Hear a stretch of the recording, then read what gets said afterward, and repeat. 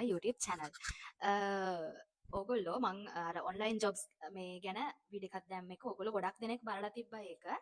ඒ video එකෙන් මේ ගොඩක් අය මගේ channel එකටත් ඒක අලුතෙන් ඇවිල්ලා හිටියා. ඉතින් මං හිතනවා ඒක ඕගොල්ලන්ට වැදගත් වෙන්න ඇති කියලා. online jobs ගැන දැම්ම වීඩියෝ එකට සමහර අය ප්‍රශ්න මේ කමෙන්ට් කරලා ප්‍රශ්න අහලා තිබ්බා එක එක දේවල්. ඉතින් මට හිතුණා ඒ ප්‍රශ්න අහපු ඒවට උත්තර දෙන්නයි. ඊට පස්සේ තව මම චුටි චුටි දේවල් ටිකක් ඕගොල්ලොත් එක්ක ඒ online jobs ගැන චුට්ටක් තව details ටිකක් ඕගොල්ලොත් එක්ක ෂෙයා කරගන්නත් ඕනි හින්දා මට මේ වීඩියෝ එක කරන්න ඕනි කියලා මම පටන් ගත්තේ. ඉතින් මේක online jobs හොයන ඔයාලට part 2 හරිද? online entrepreneurs club ඒ මම group එකට පොඩක් ගිහිල්ලා බැලුවා. එතකොට මම දැක්කා මම අඳුරන අයත් සමහර අය එකට join වෙලා හිටියා. දැන් මම අද උදේත් ෆෝන් එක වලත් මම දැක්කා මේ කියන්නේ content writing ඊට පස්සේ video editing ඊට පස්සේ graphic designing වගේ logo designing නම් මනම් ඒ වගේ දේවල් වලට අලුතෙන් අදත් මම දැක්ක post ගොඩක් කට්ටිය දාලා තියෙනවා advertisements. මම හිතන ඉතින් ඔයගොල්ලොත් දකින්න නැති ඒවා ඔයගොල්ලන්ට කරන්න පුළුවන් මොනවද කියලා ඔයගොල්ලෝ තේරුම් ගන්න නැති ඊට පස්සේ ඔයගොල්ලන්ට කොච්චර potential එකක් තියනවද මේ දේවල් කරන්න කියන එක ඔයගොල්ලන්ට idea එකක් එන්න ඇති. ඒකේ තිබ්බ post දිහා දැක්කම හරිද? ඉතින් ඔයගොල්ලෝ ඒ post මොන හරි ඔයගොල්ලෝ job එකක් හොයාගත්තද? හොයාගන්න බැරි වුණාද? message දැම්මද? ඒ කට්ටියට message දැම්මද? මොකද උනේ කියලා පොඩක් comment කරගෙන යන්න මට දැනගන්න මේ මොකද උනේ කියලා ඔයගොල්ලන්ට. මේ ඉතින් ඔයගොල්ලන්ට job එකක් හොයාගන්න පුළුවන් වුණා නම් ඉතින් ඇත්තටම සතුටුයි.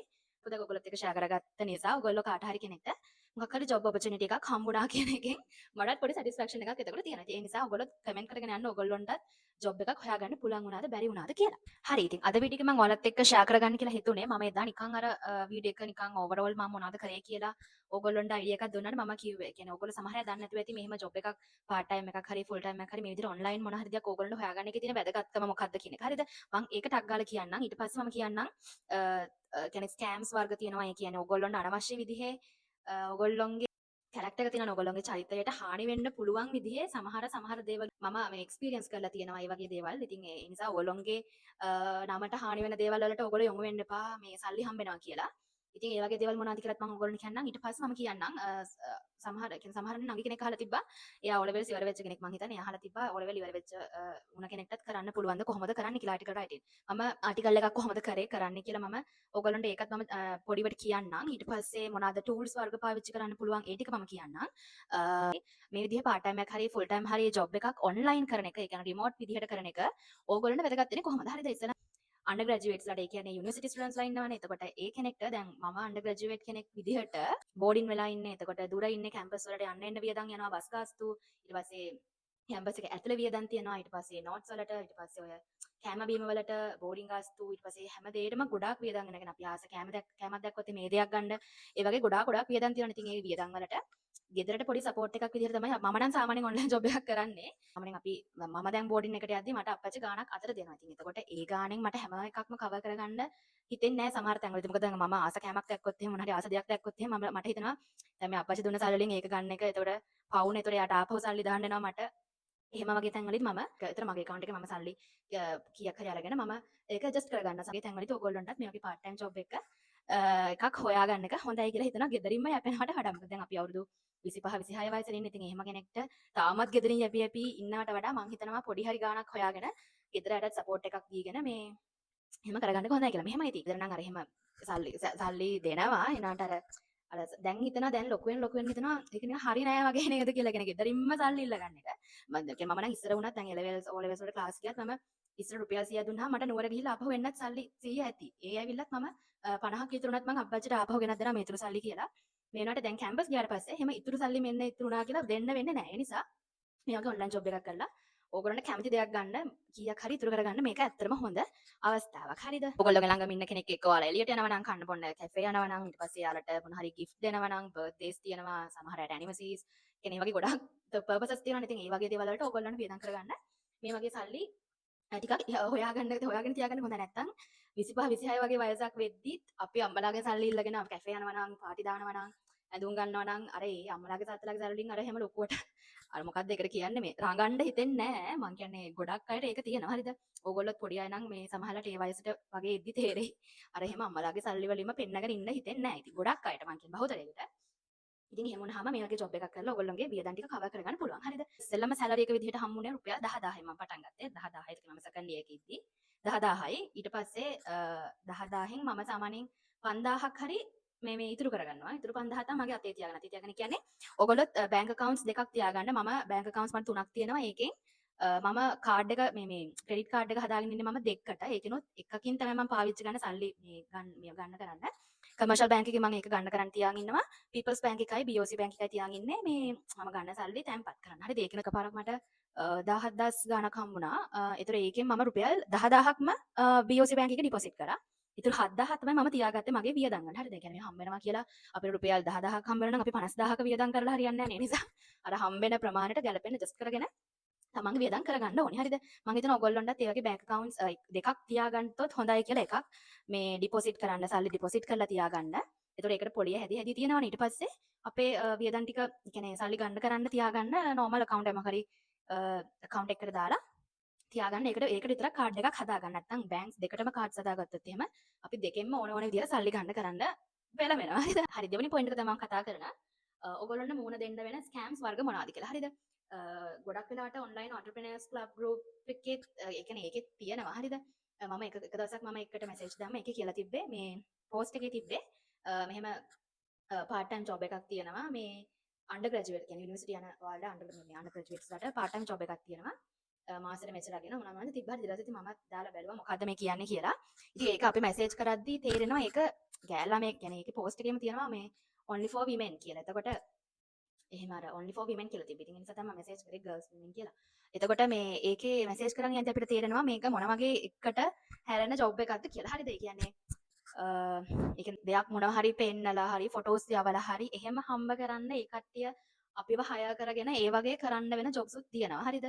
ඒ නිසා මාර ප්‍රවේශම් වෙන්න ඕනි. ඒ කියන්නේ ඕගොල්ලොන්ටත් මොලයක් තියෙනවනේ මොලයක් දීලා තියෙන්නේ ඒකනේ. මොලේ කල්පනා කරලා බලන්න ඕනි. දැන් මට මෙතනින් ඩොලර් මෙච්චර ගාණක් මෙයා හම්බ වෙනවා කියලා දාලා තිබ්බත් මම මාව සෙල් කරගන්නවද මේ විදිහට කියන එක ඔයගොල්ලෝ ඒක තීරණය කරගන්න ඕනේ දෙයක්. හරිද? සමහර අය කරන අය නම් ඇති ඒවා. ඒ වගේ දෙයක් කරලා ඉතින් සල්ලිහම කරන්න ඕනේ නැහැ නේද? එහෙනම් ඉතින් ඊට වඩා හොඳයි ගෙදරින්ම කකා ඉන්න එක. හරිද? මේ ඉතින් ඒ වගේ ස්කෑම්ස් වර්ග තියෙන ඊට පස්සේ සමහර අය තියෙනවා එයාලා මැසේජ් කරාම කියනවා මේ ටෙලිග්‍රෑම් ලින්ක් එකක් කියනවා. ඔයා මේ ලින්ක් එකෙන් ටෙලිග්‍රෑම් ගෲප්ස් වලට ජොයින් වෙන්න. ඊට පස්සේ එක ටාස්ක් වර්ග තියෙනවා. ඒ කියන්නේ එක YouTube channels subscribe කරන්න කියලා අපිට එක channel එකක් subscribe කරනවට රුපියල් 100ක් ගෙවනවා. අර එහෙම ඒවත් තියෙනවා. හරිද? ඊට පස්සේ අපි රුපියල් 300ක් එකතු වුණාම අපිට එයාලා pay out කරනවා. ඊට පස්සේ රුපියල් 300න් පස්සේ තව හම්බ කරන්න ඕන නම් අපි ගාණක් ඒකට ඉන්වෙස්ට් කරන්න ඕනේ. හරිද? එතකොට ඒ වගේ තැන්වලදී රුපියල් 300 අරගෙන මාරු වෙන්න. හරිද? ඉන්වෙස්ට් කර මේ අර නිකන් පිරමීඩ් වගේ නෙමෙයි උඩට යන එකක් තමයි ඒ වගේ තැන්වලදී තියෙන්නේ. හරිද? අන්න ඒ වර්ගයේ ස්කෑම්ස් වර්ගයක් තියෙනවා. හරිද? ඊට පස්සේ සමහර මැසේජස් තියෙනවා. අපි දැන් මැසේජ් එකක් දැම්මහම කියනවා යාලා මේ වගේ මොකක් හරි කම්පැනි එකක් තියෙනවා. ඉතින් අපේ කම්පැනි එකට ඕගොල්ලෝ සමාජික මුදල විදිහට රුපියල් 500ක් හරි 1000ක් හරි ඕගොල්ලෝ ගෙවන්න ඕනි. ඊට පස්සේ අපි ඒක ආපහු පේ බෑක් කරනවා. ඒ නිසා ඔයගොල්ලන්ට අවාසියක් වෙන්නේ නැහැ. ඊට පස්සේ තියෙන ඔයගොල්ලොන්ට මම කියන්නේ මේ විදිහට මේ අපේ platform එකේ දිගටම වැඩ කරගෙන යන්න තියෙන්නේ. එහෙම කියලා කියන කට්ටිය ඉන්නවා. හරිද? ඒ වගේ ඒවට නම් අහු වෙන්න එපා. රුපියල් 500,000 ගෙවුවට පස්සේ ඊට පස්සේ ඔයගොල්ලොන්ට දැම්ම ගන්නවත් හොයාගන්න බැරි වෙන තැන් තියෙනවා. හරිද? මම මට මැසේජ් දාලා ඒ එක්ස්පීරියන්සස් තමයි මම ඔයගොල්ලන්ට කියන්නේ. ඔයගොල්ලෝ අහු වෙන්න කලින්. හරිද? ඊට පස්සේ තව වර්ගයක් තියෙනවා. ඒවල post දාලා තියෙන්නේ සිංහල නමකින් තියෙන කෙනෙක්. එතකොට එයාලා post එක දාලා මැසේජ් කරාම කියනවා ඔයාගේ ඊමේල් ඇඩ්‍රස් එක එවන්න නැත්නම් ඔයාගේ ටෙලිග්‍රෑම් ලින්ක් එක එවන්න නැත්නම් ෆෝන් නම්බර් එකක් දාන්න නැත්නම් හරි contact information එකක් අපිට එවන්න more details අපි දෙන්නම් කියලා. හරි. ඒකට ඒ වගේ තැනකදී more details අපි දැන් ලබා ගන්න නම් අපි ටෙලිග්‍රෑම් අපේ ලින්ක් එක දුන්නා කියන්නකො ටෙලිග්‍රෑම් ලින්ක් එක දුන්නාම ඊට පස්සේ අපේ ටෙලිග්‍රෑම් chat එකෙන් වෙන කෙනෙක් තමයි මැසේජ් කරන්නේ. කියන්නේ රට ඉන්න කෙනෙක් හරි මොකක් හරි එහෙම කෙනෙක්. හරිද? එතකොට ඒ වගේ වැඩ join වෙන්න එපා. මම නම් කියන්නේ රට ඒවත් එක්ක connection නම් අමාරුයි. ඉතින් මට නම් තේරෙන්නේ නැහැ මෑත් එක්ක හොඳ ගනුදෙනු කරන්න කියලා. ඉතින් ඕගොල්ලන්ට ඒක කරගන්න පුළුවන් නම් රිස්ක් එකක් ගන්න කැමති කෙනෙක් නම් ඒ වගේ දෙයකට ජොයින් වෙන්න පුළුවන්. හරිද? මම නම් කරන්නේ නැහැ ඒ වගේ ඒවා.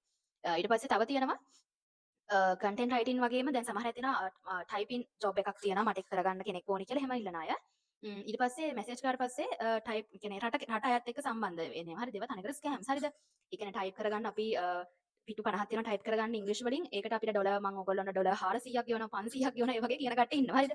ඒ වගේ වටත් මැසේජ් දාලා ඔයගොල්ලෝ අහුවෙන්න එපා. හරිද? මම මේ තියෙන දේවල් කියන්නේ. කතා කරමු ආටිකල් රයිටින් ගැන. මම ආටිකල් එකක් හදාගන්නේ කොහොමද? ඒකට පාවිච්චි කරන ටූල්ස් වර්ග මොනවාද? දේවල් ටික මම ඔයගොල්ලොත් එක්ක ෂෙයා කරගන්නම් මගේ එක්ස්පීරියන්ස් උත් එක්ක. පළවෙනි දේ තමයි ආටිකල් රයිටින් එකේදී ගොඩක් අයට පෝස්ට් දාලා තියෙනවා මේ සාම්පල්ස් එවන්න කියලා කියන කට්ටිය ඉන්නවා. ඒතර සාම්පල්ස් ඔයගොල්ලෝ ගාව ඉතින් ආටිකල් කලින් කරපු කෙනෙක් නම් ඔයගොල්ලන්ට තමන් කරපු සාම්පල් ආටිකල්ස් එයාලට ඊමේල් කරන්න පුළුවන්. හරිද? පෝර්ට්ෆෝලියෝ එක හරි CV එක හරි එවන්න කියලා එහෙම ඉල්ලන අය තියෙනවා. එතකොට CV එකේ ඉතින් අපේ ආටිකල් රයිටින් වලට රිලේටඩ් වෙන ස්කිල්ස් අපි දාන්න ඕනේ. ඉතින් එතකොට ආටිකල්ස් ඔයගොල්ලෝ කලින් කරලා තියෙන කෙනෙක් නම් එතකොට අපිට ඒකට ස්කිල්ස් ටික දාන්න පුළුවන්. හරිද? ඉතින් කරලා නැති කෙනෙක් නම් ඉතින් ඒ ටික දාන්න වෙන්නේ නැහැ. සමහර අය ඉන්නවා ඉතින් අර කලින් එක්ස්පීරියන්ස් බලන්න නැති කට්ටිය. ඉතින් එහෙම කෙනෙක්ට ඔයාලව සෙට් වුණොත් ඉතින් ඒතකොට ඕගොල්ලන්ට ඉතින් කරලා එක්ස්පීරියන්ස් එකක් ගන්න පුළුවන් වෙන තැන තියෙනවා. හරිද? ඉතින් ආටිකල් රයිටින් එකේදී බ්ලොග්ස් වලට ආටිකල්ස් දාන කට්ටිය ඉන්නවා. ඒ කියන්නේ ඔය වෙබ්සයිට්ස් තියෙනවා, ජර්නල්ස් තියෙනවානේ. ඒ කියන්නේ තමන්ගේ වෙබ්සයිට් එකක් හදාගෙන තමන්ගේ ඕන් බ්ලොග් එකක් හදාගෙන ඒකට ආටිකල්ස් දාන කට්ටිය ඉන්නවා. හරිද?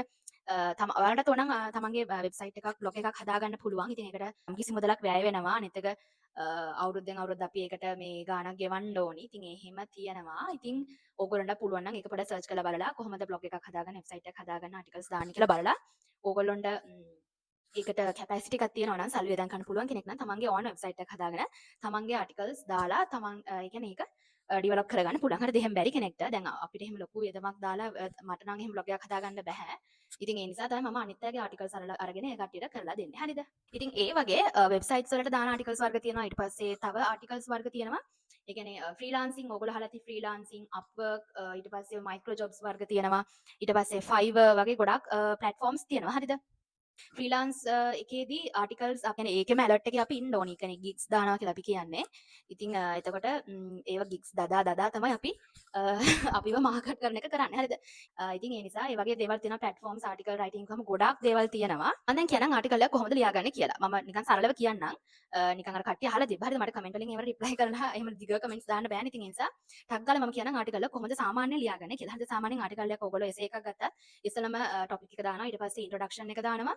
ඊට පස්සේ කන්ටෙන්ට් එක මේන් කන්ටෙන්ට් එක දානවා නැත්නම් බොඩි එක දානවා ඊට පස්සේ කන්ක්ලූෂන් එකක් දාන්න ඕනේ හරිද ඉතින් සාමාන්‍යයෙන් අපි ලියන ආටිකල් එකත් එහෙම තමයි ලියන්නේ ඒතකොට ඉන්ට්‍රොඩක්ෂන් එකේදී අපි සාමාන්‍යයෙන් ඕවරෝල් ආටිකල් එකේම ක්‍රීම් එක තමයි ඉන්ට්‍රොඩක්ෂන් එකට දාන්නේ කියන්නේ හොඳම කොටස තමයි අපි ඉන්ට්‍රොඩක්ෂන් එකට දාන්නේ කියන්නේ ඉස්සෙල්ලම රීඩර් කෙනෙක් ඒක මේ කවහරි කියවද්දි එක ඉන්ට්‍රොඩක්ෂන් එක බැලුවාම තේරෙනවා මේ කන්ටෙන්ට් එකේ මොනවද තියෙන අයිඩියා එක මොකක්ද කියන එක ඒගොල්ලන්ට අයිඩියා එකක් ගන්නවා ටක් ගාලා ඉන්ට්‍රොඩක්ෂන් එක බැලුවාම හරිද ඒ නිසා ඉන්ට්‍රොඩක්ෂන් එක හරි ක්‍රීම් විදිහට කීවර්ඩ්ස් දාලා ඒ වගේ දේවල් කරලා හොඳට ලියා ගන්න ඕනේ හරිද ඊට පස්සේ මේන් කන්ටෙන්ට් එක මේන් බොඩි එක ගත්තොත් එහෙම ඒකෙත් අපිට සබ් ටොපික්ස් දාන්න පුළුවන් සබ් ටොපික්ස් යටතේ කඩලා කොටස් විදිහට මේන් කන්ටෙන්ට් මේ කියන්නේ කන්ටෙන්ට් එක ඇතුළේ ටික ලියා ගන්න පුළුවන් හරිද එතකොට කන්ක්ලූෂන් එකේදී කන්ක්ලූෂන් එක ලියද්දි උඩ කියලා තියෙන පොයින්ට්ස් ඔක්කොම ප්‍රූව් වෙන විදිහට තමයි කන්ක්ලූෂන් එකක් අපි ලියන්නේ ඊට පස්සේ කන්ක්ලූෂන් එකක් ලියලා අපිට ඕනනම් පුළුවන් අපි දැන් ට්‍රැවලින් වගේ දෙයක් ලියනවා නම් කියන්න පුළුවන් මේ ට්‍රැවලින් ප්ලේස් එක ගොඩක් හොඳයි ඒ නිසා ඕගොල්ලොත් ඇවිල්ලා විසිට් එකක් දාගන්න.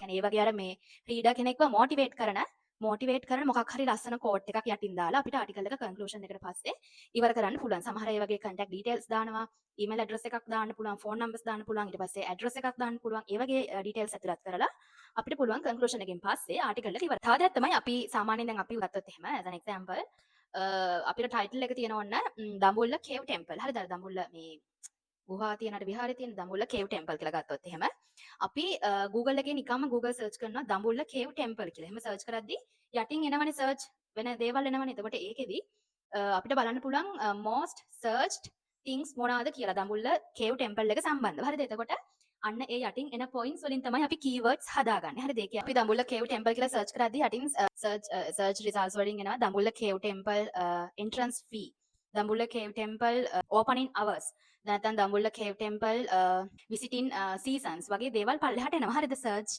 results විදිහට. එතකොට අන්න ඒ දේවල් තමයි entrance fee එක, visiting hours, එහෙම නැත්නම් visiting seasons වගේ දේවල් අපි keywords විදිහට පාවිච්චි කරන්නේ. හරිද? ඒතර ඒ වගේ දැන් ඕගොල්ලෝ මම දැන් මේක කියද්දි පොඩක් මඤ්ඤම් වගේ ඇති. ඕගොල්ලෝ පොඩ search කරලා බලන්න කොහොමද කරන්නේ කියලා. ඊට පස්සේ ගත්තොත් එහෙම tools වර්ග ගැන කතා කරොත් එහෙම සාමාන්‍යයෙන් ආටිකල් එකක් කරද්දී chat GPT වලින් කෙලින්ම ආටිකල් එක ජෙනරේට් කරලා අපි ලියන්නේ නැහැ.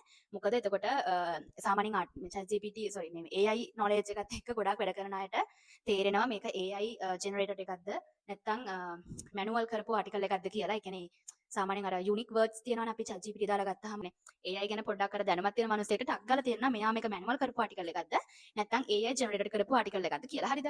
එතකොට AI generated කරත් අපිට පුළුවන් ඒක පස්සේ පොඩක් අර keywords දාලා ඊට පස්සේ ChatGPT ගන්න එක පොඩක් වෙනස් කරලා ඒ කියන්නේ රීරයිට් කරන්න පුළුවන් අපිට. හරිද? අපි රීරයිට් කරලා තමයි ඒක දෙන්න ඕනේ අදාළ කෙනාට. හරිද? එතකොට රීරයිට් කරන එකේදී ඕගොල්ලෝ රීරයිට් කරන්නත් ඕගොල්ලෝ අර Quillbot වගේ tools පාවිච්චි කරන්න එපා කියලා මම කියන්නේ. මොකද ඒකෙදී අපි paraphrase හරි rephrase හරි කරොත් එහෙම ඒක රීරයිට් වෙනවට වඩා සමහර ඒවා වගේදී දැන් තියෙන අදහස වෙනස්ම වෙලා තමයි එන්නේ. හරිද? රීරයිට් කරාම. ඒ නිසා ක්විල් බොට් දාන්න නැතුව පොඩක් ඕගොල්ලෝ ආටිකල් එක කියවලා බලලා අයිඩියා එකක් ගන්න ඕනේ ඉස්සෙල්ලාම. අයිඩියා එකක් අරගෙන ඊට පස්සේ අපේ ඔළුවේ තියෙනනේ වචන. දැන් මේක මෙතෙන්ද දැම්මොත් මේ වචනේ මෙතෙන්ද දැම්මොත් හොඳයි කියලා තියෙනවා. හරිද? ඒතකොට ඒ වගේ වචන ඕගොල්ලෝ ආටිකල් එකේ රීප්ලේස් කරලා එහෙම දාලා ආටිකල් එක අර කීවර්ඩ්ස් දාලා එහෙම හදා ගන්න ඕනේ. ෆ්ලෝ එකක් තියෙන්න ඕනේ අනිවාර්යයෙන්ම ආටිකල් එක. හරිද? නැත්නම් රීඩර්ට බෝරින් වෙනවා. එතකොට ChatGPT තියෙනවා ඊට පස්සේ Gemini AI තියෙනවා ඊට පස්සේ තමන්ද කීක තියෙනවා නේද? ඒවට දාලා ඔයගොල්ලන්ට ආටිකල්ස් කරගන්න පුළුවන්. හැබැයි තමන්ගේ වර්ඩ්ස් දාලා තමන් අයිඩියා එකක් අරගෙන ආටිකල් එක ආපහු පොඩක් රීප්ලේස් කරලා සමහර වර්ඩ්ස් රීප්ලේස් කරලා ඒක ආටිකල් එක හදා ගන්න ඕනේ. හරිද? ඊට පස්සේ ගත්තොත් එහෙම ඔගොල්ලෝ ආටිකල් එක කරලා සම්පූර්ණයෙන්ම කරලා ඔගොල්ලෝ ඒ ආටිකල් එක දාන්න ඕනි Grammarly කියලා ටූල් එකක් තියෙනවා. ඒකෙන් තමයි අපේ ඒකේ තියෙන grammar mistakes හදනවා. ඊට පස්සේ plagiarism තියෙනවා නම් plagiarisms හදලා දෙනවා අපිට. කියන්නේ plagiarisms පෙන්නලා දෙනවා. මෙන්න මෙතන තමයි plagiarism එක අහුවෙන්නේ. ඩිටෙක්ට් වෙන්නේ මෙතන කියලා අපිට Grammarly එකෙන් පෙන්නනවා. ඉතින් Grammarly එක නම් මම හිතන්නේ ඒක Grammarly එක paid එකක් වෙන්න ඕනි මම හිතන්නේ. මොකද මමත් Grammarly ගත්තේ 2000ක් විතර ඒ කාලේ. මං ගාව දැන් ඇත්තෙත් නෑ මම හිතන්නේ ඒක නම් මේ කොහොමරි Grammarly එකට අප්ලෝඩ් කරන්න තියෙන ආටිකල් එක අප්ලෝඩ් කරලා ඊට පස්සේ ඒකෙන් plagiarism හදන්න ඕනි. ඊට පස්සේ ඒකේ පෙන්නනවා මේ grammar mistakes තියෙන තැන් පේනවා අපිට. ඒතර ඒක හදා ගන්න පුළුවන්. ඊට පස්සේ අපිට ආටිකල් එක save කරගෙන ඊට පස්සේ අර අපි තියෙනවා AI detect වෙනවද නැද්ද කියලා අපිට බලා ගන්න පුළුවන් tools තියෙනවා. මම ඔයගොල්ලෝගේ search කරලා බලන්න. මම AI detect වෙනවද නැද්ද කියන එක search කරපු tool එක මට ඇත්තටම මතක නෑ. මොකක් හරි ඒකේ කහ පාට logo එකක් තමයි තිබ්බේ. මට මතක නෑ නම ඒකේ. හරිද? එන්නේ tool එකට දාලා අපිට පුළුවන් මේක humanized article එකක්ද නැද්ද කියලා බලා ගන්න. හරිද? එතකොට ඒකේ මෙහෙම රවුමක් තියෙනවා. එතකොට ඒකේ percentage එක පේනවා මේක මෙච්චරක් humanized මෙච්චරක් AI generated කියලා. හරිද? එතකොට හරි ඉතින් ඒ විදිහට තමයි සාමාන්‍යයෙන් ආටිකල් එකක් කරගන්නේ. කරගෙන කියන්නේ මම කරගත්ත විදිහම තමයි. හරිද? එතකොට ආටිකල්ස් මම ඔයගොල්ලෝ එදා content categories වර්ග ටික කිව්වා. tourism, traveling, food contents, ඊට පස්සේ aesthetic ඒ වගේ designing පැත්ත, ඊට පස්සේ architecturing ඒ වගේ නැත්තම් කියන්නේ historical articles කරන්න පුළුවන්. ඊට පස්සේ categories වලදී articles කරන්න පුළුවන්. හරිද? එතකොට තව කෙනෙක් අහලා තිබ්බා tourism ගැන ideas දෙන්න කියලා. tourism ගැන ideas කියන්නේ මෙහෙමයි. ඒ කියන්නේ articles කරද්දී නම් අපිට මම ගොඩක්ම කරලා තියෙන articles වර්ගය තමයි top 10 articles. කියන්නේ top 10 articles කියලා කියන්නේ අපිට ආටිකල් එකක් අපිට ආටිකල්ස් ලියන්න පුළුවන් top 10 මොකද top 10 most visited places in Sri Lanka නැත්නම් in Australia මම එහෙම ගොඩාක් රටවල් වල දේවල් ලියලා තියෙනවා ඊට පස්සේ නැත්නම් top 10 most visited historical places in Sri Lanka නැත්නම් most visited 5-star or 7-star restaurants in Sri Lanka නැත්නම් other countries වගේ ඒ වගේ tourism ideas ඒවා I think tourism කිව්වහම දැන් නම් ගොඩාක්ම අර වයිරල් යන විදිහට යන ටුවරිසම් සෙක්ටර් එකක් තමයි ඉකෝ ටුවරිසම් කියන්නේ. ඉකෝ ටුවරිසම් කියලා කියන්නේ සාමාන්‍යයෙන් ඉකෝ ෆ්‍රෙන්ඩ්ලි විදිහට, ඒ කියන්නේ පරිසරයට හිතකර විදිහට අපි කරන ටුවරිසම්. ඉතින් ඒ වගේ දේවල් තමයි ඒ වගේ දෙයක් ප්‍රොමෝට් කරන්න ඕගොල්ලන්ට පුළුවන් නම් ඕගොල්ලෝ මොන හරි දෙයකට ජොයින් වෙලා එහෙම ඉකෝ ටුවරිසම් සයිට් එකට ඕගොල්ලෝ මොකක් හරි ප්‍රොමෝට් කරන්න ඕගොල්ලෝ මොන හරි දෙයකට ජොයින් වෙනවා නම් ඇත්තට මේක වටිනවා. මොකද මේ ප්ලාස්ටික්ස් ෆ්‍රී ඊට පස්සේ ඒ කියන්නේ දේශීය දේවල්, ඒ කියන්නේ දේවල් ලෝකල් ප්‍රොඩක්ට්ස් ප්‍රොමෝට් කරන ඊට පස්සේ පරිසර හිතකාමී දේවල් වලින් ඒ පරිසරෙන් ගන්න අමුද්‍රව්‍ය වලින් අරගෙන කරන ප්‍රොඩක්ට්ස් අපි කොහොමද මේ ටුවරිසම් එකට ඇඩ් කරන්නේ? ඒතර ඒකෙන් කොහොමද අපි ටුවරිසම් මිලදී ගන්න කොහොමද මොටිවේට් කරන්නේ? ඒ වගේ දේවල් ගොඩාක් තියෙනවා. හරිද? ඒ කියන්නේ ඔයගොල්ලෝ පොඩ්ඩක් සර්ච් කරලා බලන්න. තමන්ම ස්ටඩි කරලා තමයි මේ දේවල් හොයාගන්න ඕනි. මොන වගේ දේවල්ද තියෙන්නේ කියලා. ඉතින් ওই ටික තමයි අද වීඩියෝ එක මම ඔයගොල්ලොත් එක්ක ෂෙයා කරගන්න හිතුනේ. ඔයගොල්ලොන්ට තවදුරටත් ප්‍රශ්න තියෙනවා නම් පල්ලෙහෙන් කමෙන්ට් එකක් දාන්න. ඉතින් දැනට මම ওই ටික තමයි ඉගෙනගෙන තියෙන්නේ. හරිද? ඉතින් ඉස්සරහටත් මම මොනවා හරි අලුතෙන් දෙයක් ඉගෙන ගත්තොත් ඔයගොල්ලොත් එක්ක අනිවාර්යයෙන්ම ඒක ෂෙයා කරගන්නම්. මේ වගේ වැදගත් වෙන කන්ටෙන්ට්ස් මොනවා හරි ඔයගොල්ලන් දැනගන්න දේවල් තියෙනවා නම් ඒ කියන්නේ ස්ටඩීස් කියන්නේ මෙහෙමයි. දැන් මේ කියන්නේ අසයින්මන්ට්ස් කරන හැටිත් අහලා තිබ්බා. මේ අසයින්මන්ට්ස් කරද්දිත් ඉතින් ChatGPT දාලා අරගෙන පොඩ්ඩක් එහා මෙහා කරලා වෙනස් කරලා පොඩ්ඩක් රෝල් කරලා චුට්ටක් එහෙම තමයි අපි නම් කරන්නේ ඉතින්. මේ නැත්තම් දැන් හැබැයි ChatGPT දෙන නිසා මාර ලේසි වැඩ ටික කරගන්න. හැබැයි ChatGPT එකේ ඉන්න ඩීටේල්ස් ඔක්කොම ඇත්ත නෑ. ඉතින් ඒ නිසා මේ accurate නේ accuracy එක චුට්ටක් ඉතින් අඩු වෙන තැන් තියෙනවා. ඒතර ඉතින් අපි පොඩ්ඩක් එහා මෙහා කරලා හදාගෙන තමයි ටික කරගන්න ඕනේ. හරිද? එහෙනම් තවත් ඕගොල්ලෝ වැදගත් වෙයි කියලා හිතෙන මොන හරි ඕනි කන්ටෙන්ට්ස් මොන හරි වර්ග තියෙනවා නම් යටින් කමෙන්ට් කරන්න. එහෙම නැත්නම් කමෙන්ට් කරන්න එපා. එහෙනම් ගිහලා එන්නම් තව දවසකට ගිහින් හැම එකක් ඔයගොල්ලෝ හැමෝම පරිස්සමෙන් ඉන්න.